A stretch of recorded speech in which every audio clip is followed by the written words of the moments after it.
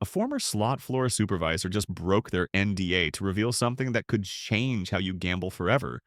For 12 years, I watched thousands of players from behind the scenes, saw the internal performance reports that casinos guard like nuclear codes, and listened to conversations between executives that would make your blood run cold. And 3 weeks ago, I decided the guilt was too much. What I am about to share with you is information that casinos are absolutely furious is getting out.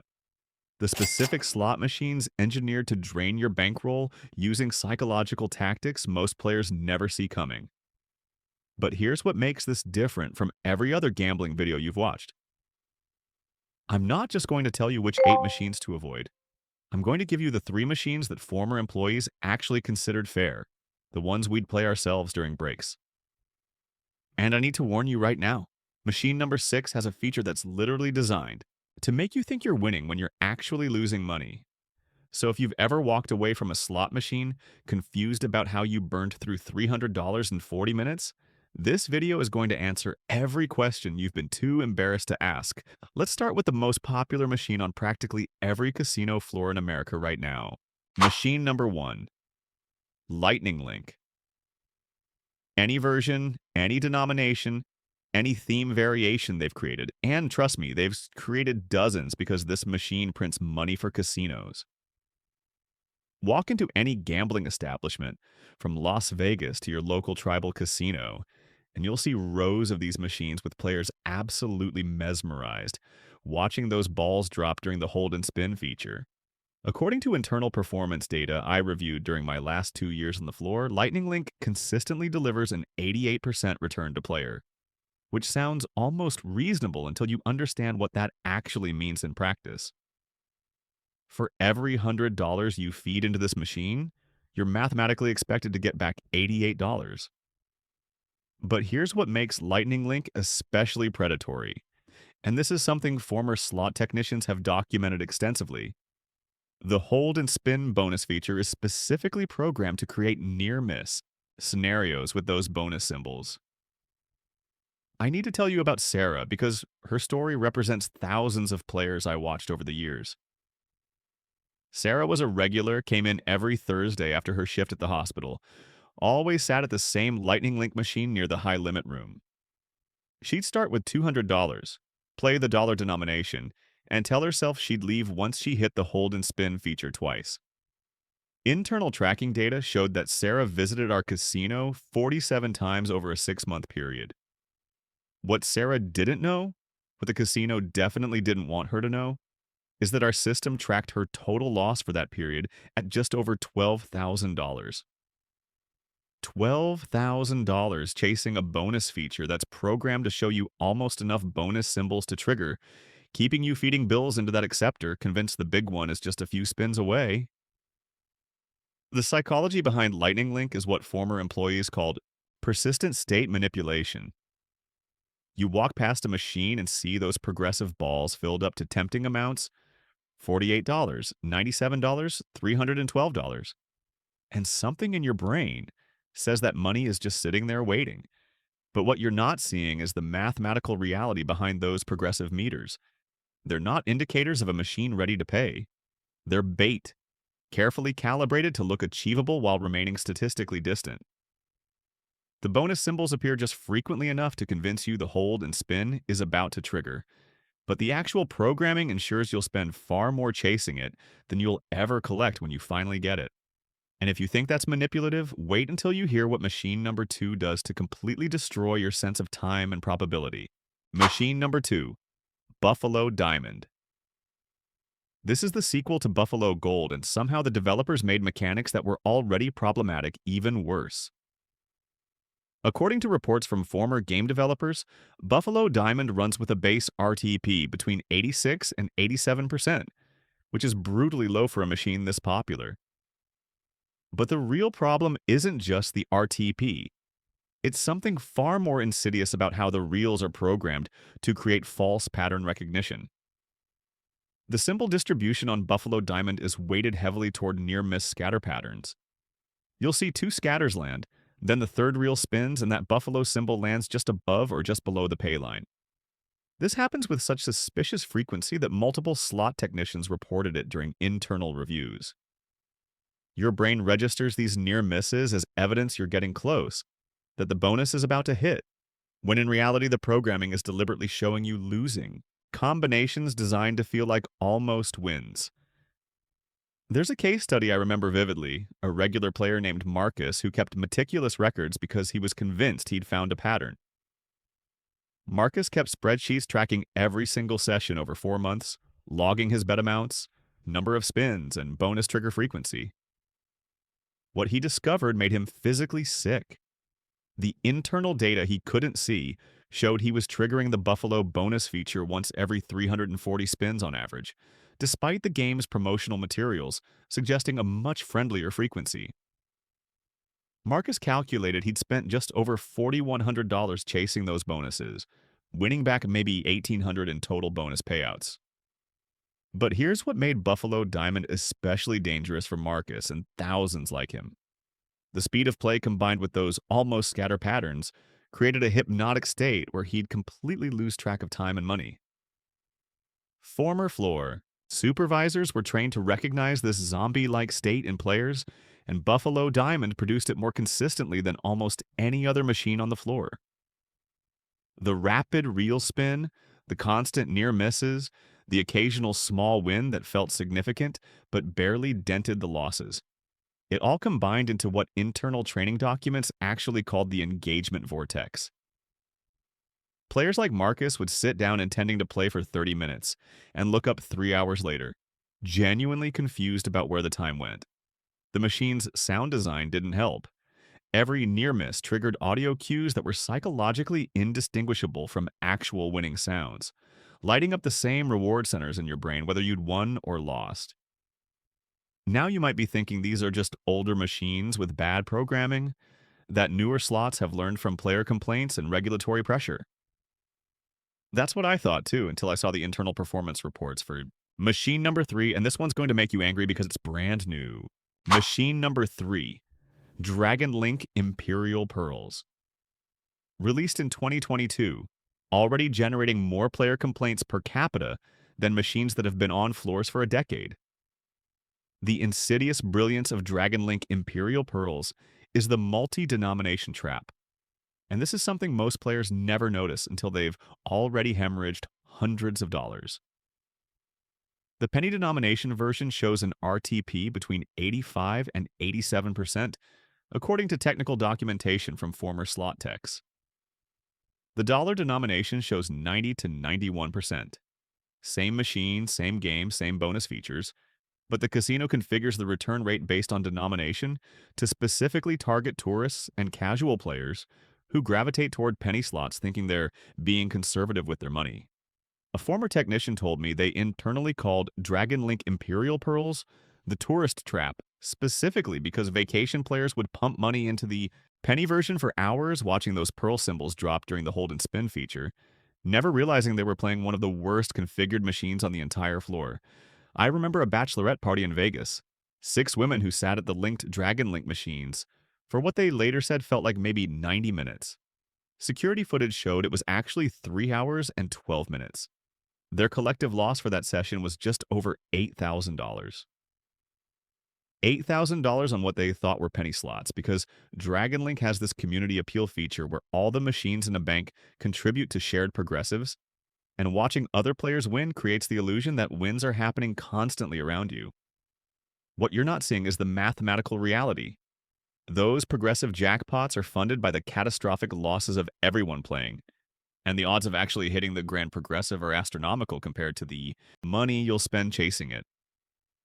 Before I reveal machine number 4, I need you to do me a favor because what I'm sharing could literally save you thousands of dollars. Hit that subscribe button right now and drop a comment telling me which of these machines you've played before because I guarantee at least one of them has gotten you.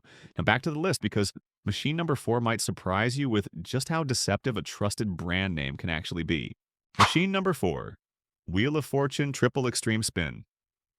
The big brand deception, and this is a pattern you'll see across dozens of licensed slot machines. When a game developer pays for a major brand license like Wheel of Fortune, someone has to fund those licensing fees. That someone is you, the player, through reduced RTP configurations that pay for the privilege of using Pat Sajak's voice and that familiar theme music. I need to tell you about Janet because her story still haunts me 4 years after I watched it unfold. Janet was 63 years old, recently retired from teaching elementary school, came into the casino with $43,000 she'd saved in a retirement account. She loved Wheel of Fortune, the TV show, watched it every night, and when she saw the slot machine version, she felt this immediate nostalgic trust that the brand name meant quality and fairness. What Janet didn't know is that Wheel of Fortune Triple Extreme Spin runs between 84 and 86% RTP depending on denomination and casino configuration. But before I explain the math that destroyed Janet's retirement, you need to understand what former employees called the wheel trap. The wheel trap is something that was actually discussed in a staff meeting I attended during my 8th year on the floor. Management presented data showing that Wheel of Fortune Triple Extreme Spin kept players seated an average of 42 minutes longer per session than comparable machines with similar RTPs. Why? Because that bonus wheel, the one that spins with all the fanfare and excitement every time you trigger it, is heavily weighted toward the lowest possible values. You'll see spaces on that wheel showing amounts like 50 times your bet, 100 times, 500 times, even 1,000 times your bet. What you're not seeing is the probability distribution behind each segment. Internal programming specs that former technicians accessed showed that the wheel is predetermined the moment you trigger the bonus. That spinning animation, the anticipation, the way it seems to slowly tick past the bigger amounts and land on smaller ones, it's all theater.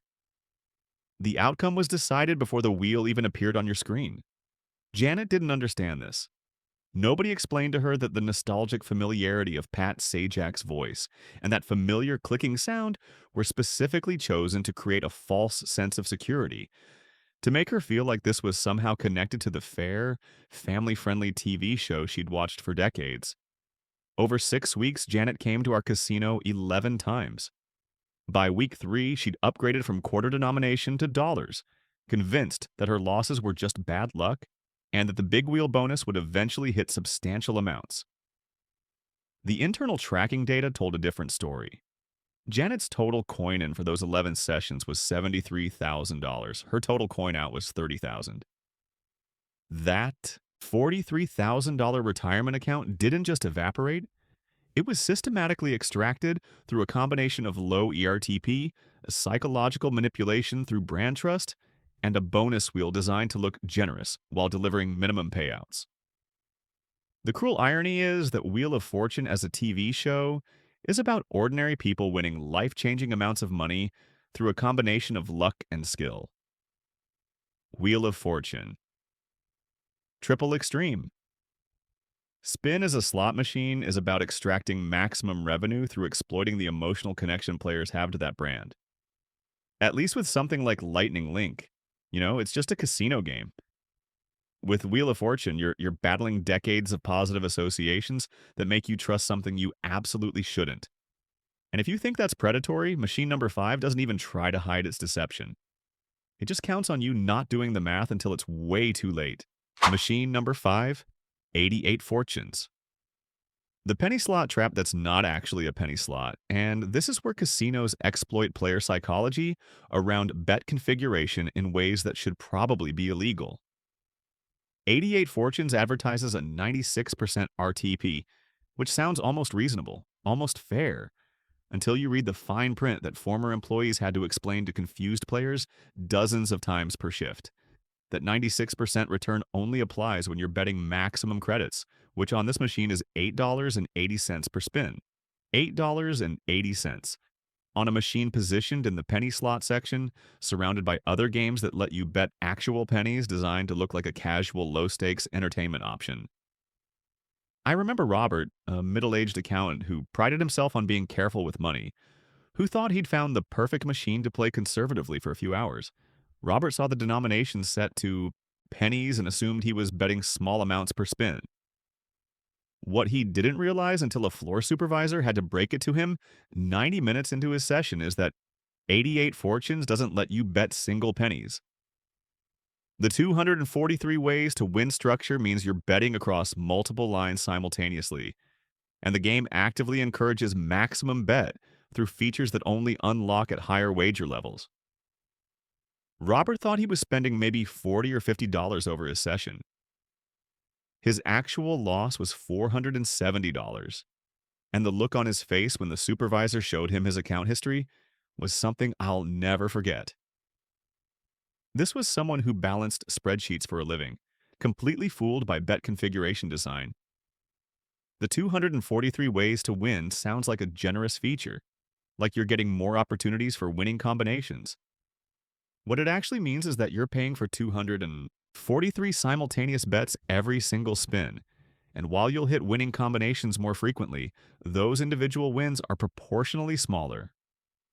Your balance depletes steadily while the frequent small wins create the illusion that you're staying even or maybe slightly ahead. A former supervisor confessed to me during her exit interview that she'd watch players at 88 Fortunes celebrating wins that didn't even cover half of what they'd bet to get them, completely unaware they were losing money while feeling like winners. But if you think that's deceptive, machine number 6 literally lies to your face about whether you won or lost. And this is the machine that made me seriously consider quitting my job 3 years before I actually did. Machine number 6, Invaders Return from Planet Moolah.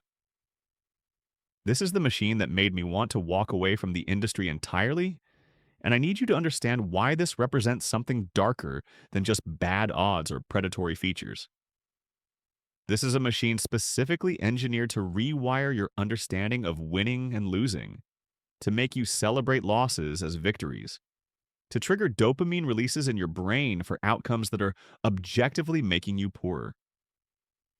I watched an elderly woman play this machine for 2 hours one afternoon, and she was smiling, laughing, clearly having what she thought was a great time based on all the sounds and animations exploding across the screen.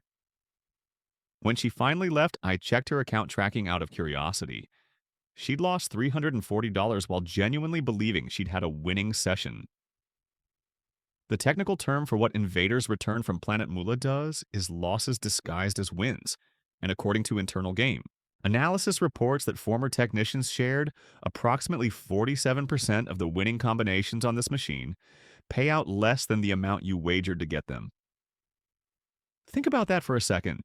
You bet $2.50, the real spin, aliens cascade down the screen with all this fanfare and celebration.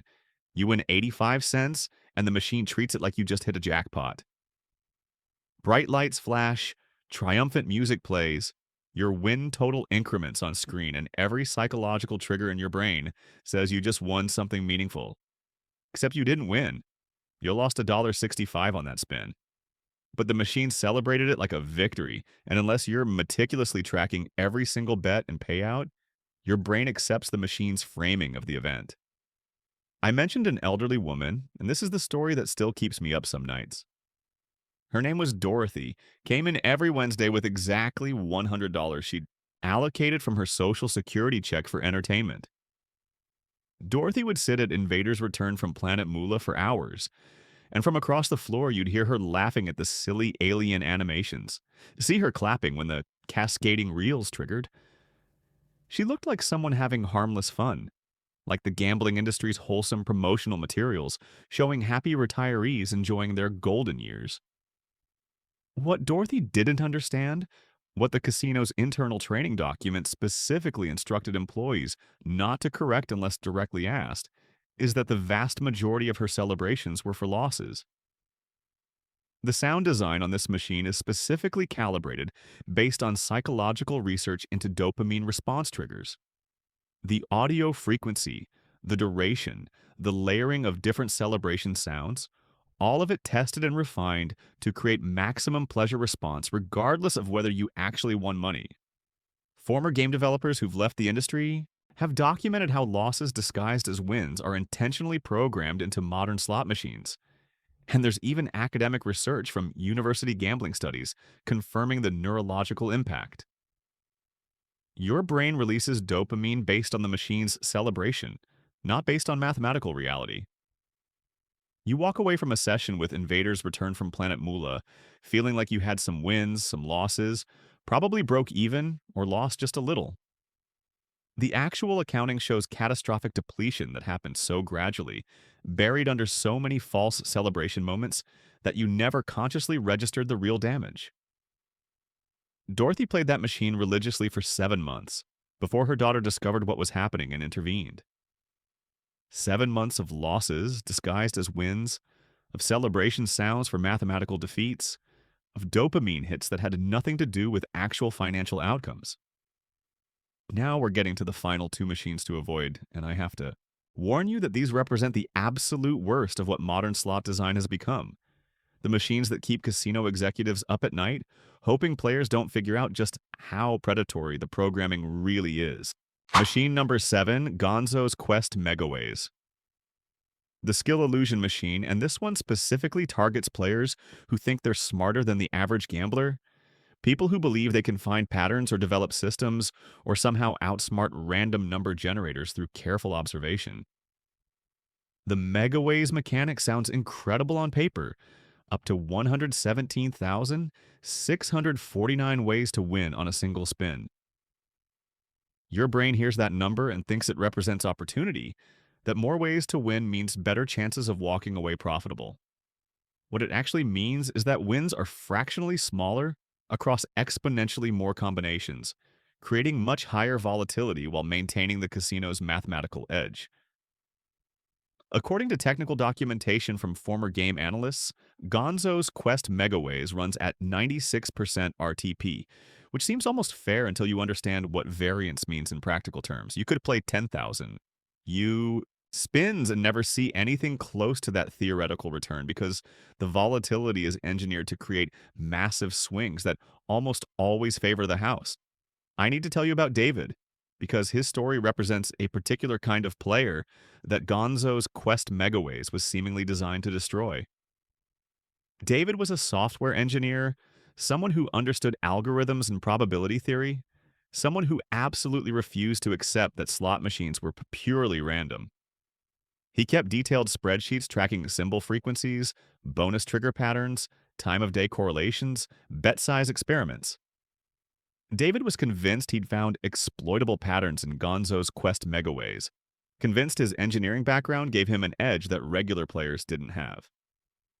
Over 4 months, David logged every single session, every spin outcome, every bonus result. His spreadsheets were works of obsessive art, color-coded and formula-driven, and completely devastatingly wrong. The internal tracking data told a much simpler story than David's elaborate theories.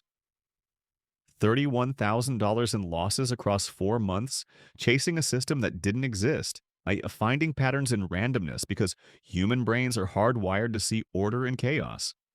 The video game-style graphics and adventure theme attracted David specifically because it didn't feel like traditional gambling. It felt like a game he could study and master. Former employees reported that smart players, the engineers and analysts and mathematicians, were actually the easiest targets for machines like Gonzo's Quest Megaways, because they'd convinced themselves they'd found something, some edge or exploit or pattern, and that conviction would keep them playing long past the point where recreational gamblers would have walked away in frustration. And now for the absolute worst machine on this list, machine number 8. And this one is so predatory that 3 separate former employees told me they actually felt guilty watching people play it, that they'd tried to convince management to remove it from the floor because the psychological manipulation was so transparent, so cruel, that it felt less like entertainment and more like systematic exploitation. Machine number 8, Game of Thrones, the 243 ways version. And I need to tell you about Michael before I explain the 3 layers of psychological manipulation built into this machine. Because Michael's story represents the darkest outcome of everything wrong with modern slot design. Michael came to the casino on a Tuesday afternoon in March with $67,000 in life insurance money from his father's passing. He told his wife he was putting it toward their daughter's college fund, told himself he'd just play for an hour to clear his head, told the floor supervisor, who eventually had to intervene, that he was fine, that he knew what he was doing, that the bonus was about to hit. 11 days later, every single dollar was gone, extracted through a machine so psychologically sophisticated in its manipulation that watching it happen felt like witnessing a slow-motion car accident you were powerless to stop. Game of Thrones. 243. Waze isn't just a slot machine, it's a multi-layered psychological trap disguised as entertainment. And understanding how it works requires understanding the three levels of manipulation that former game designers have documented in exit interviews and regulatory complaints.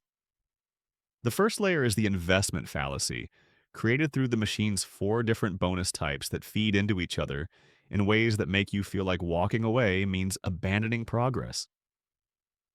You've got the free spins feature triggered by three or more scatters, the stacked wilds feature that appears randomly during base gameplay, the Game of Thrones wheel bonus that awards credits or additional features, and the Iron Throne feature that combines elements of all three. Each bonus type hits with different frequency, and the programming ensures you'll trigger lower value features just often enough to convince yourself the big combined bonus is within reach. Michael triggered the basic free spins feature 6 times in his first hour, winning back maybe 40% of what he'd spent chasing them. But each time he hit that feature, the machine displayed messages about how the Iron Throne feature could have been triggered, how he was just one specific combination away from the massive bonus that combines all four types. This is the second layer of manipulation, something internal documents called aspiration programming. The machine constantly shows you what you almost won, what you could have won if circumstances were slightly different, what other players at other casinos have won on this exact game. Between spins, animated sequences play, showing the Iron Throne feature in all its glory, massive multipliers cascading across the screen, credit totals exploding into five-figure payouts. These aren't just decorative animations, they're psychological programming, planting images of possible outcomes that feel achievable despite being statistically distant. The third layer is where Game of Thrones becomes truly insidious, and this is something that former slot technicians have called temporal distortion through feature density. The base game RTP sits between 82 and 84%, according to internal technical documentation, which is catastrophically low, but you're not really playing the base game for profit. You're playing it to trigger bonuses, and those bonuses hit on average once every 400 to 450 spins, depending on denomination and volatility setting. But here's the trap within the trap. Each bonus type creates its own anticipation cycle. You just triggered free spins, so now you're thinking about when the wheel bonus will hit. You hit the wheel bonus, so now you're calculating odds on the stacked wilds appearing during your next free spins trigger. Every feature interaction creates new forward-looking hope, new reasons to keep playing, new psychological investment in outcomes that haven't happened yet but feel inevitable, given enough time and money. A former slot director admitted during her resignation that Game of Thrones had the highest time on device metric of any machine they'd installed in 15 years. Players sat down intending 30-minute sessions and looked up 4 hours later, disoriented and significantly poorer. Michael played for 7 hours on his first day, went home, couldn't sleep thinking about the Iron Throne feature he'd almost triggered, came back the next morning when the casino opened. Former employees watched this pattern repeat for 11 days straight. Management knew exactly what was happening because the system flagged Michael's play as statistically significant after day 4. Nobody stopped him. Nobody intervened. Nobody explained that the combined bonus feature he was chasing triggers on average once every $37,000 in wagers, that the $67,000 he brought would be mathematically insufficient to reliably see the outcome he was pursuing. On day 11, Michael sat at that machine for 6 hours before he finally accepted his balance had hit zero. A floor supervisor who'd watched the entire 11-day progression told me later that moment was what made her start looking for jobs outside the industry, that watching someone lose their father's life insurance money to a machine, specifically designed to exploit grief and hope and desperation, made her complicit in something she couldn't morally justify anymore. This is what Game of Thrones represents, what modern slot design has evolved into, not entertainment, not even predatory gambling in the traditional sense, but rather systematic psychological exploitation, calibrated to extract maximum revenue from players in vulnerable emotional states. Okay, I know this has been heavy. You've just heard about 8 machines engineered through decades of psychological research and mathematical optimization to transfer money from your pocket to casino revenue reports as efficiently as possible. You've heard stories about real people: Sarah, Marcus, Janet, Robert, Dorothy, David, Michael, whose losses represent thousands of similar cases that former employees witnessed but couldn't prevent. And if you're feeling angry or manipulated or wondering whether stepping into a casino is ever worth it, I understand that reaction completely. But here's the thing, and this is what the casino industry really doesn't want you knowing. What they absolutely hate being discussed in public forums where players might actually learn something useful. Not all machines are created equal. There are actually 3 slot machines that give you a legitimate chance. Not a guarantee, because gambling is still gambling and the house always maintains mathematical edge. But these 3 machines have honest mechanics, transparent return rates, and they don't use the psychological manipulation tactics you've just learned about. Former employees called these the fair ones, the machines we'd actually play ourselves during breaks when we wanted entertainment, without feeling exploited.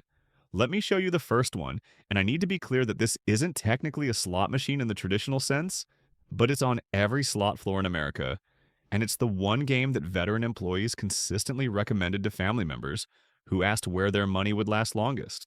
Machine number 1 that you should actually play: Jacks or Better Video Poker.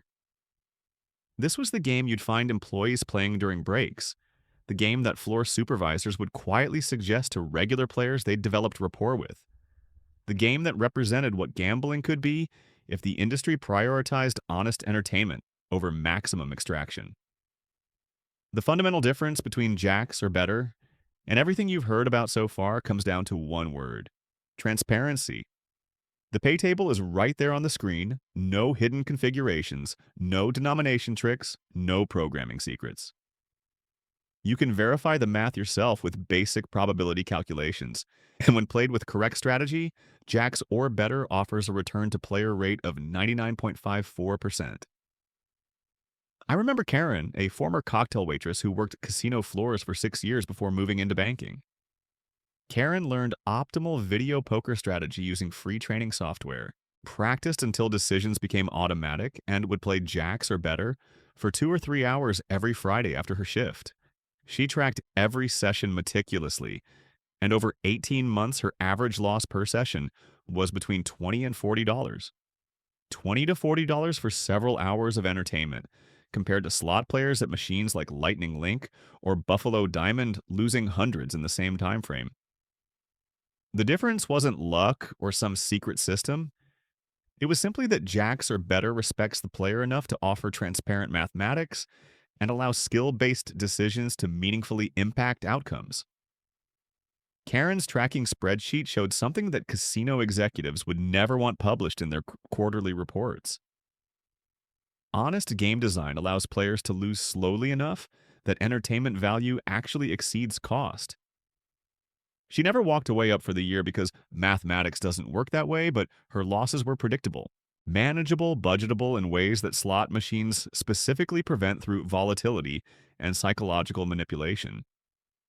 You'd find Jacks or Better machines tucked near bars, usually, away from the flashy, high-traffic areas, sometimes with a single player sitting there peacefully making decisions, while slot players nearby fed bills into machines at 3 times the speed and 10 times the cost.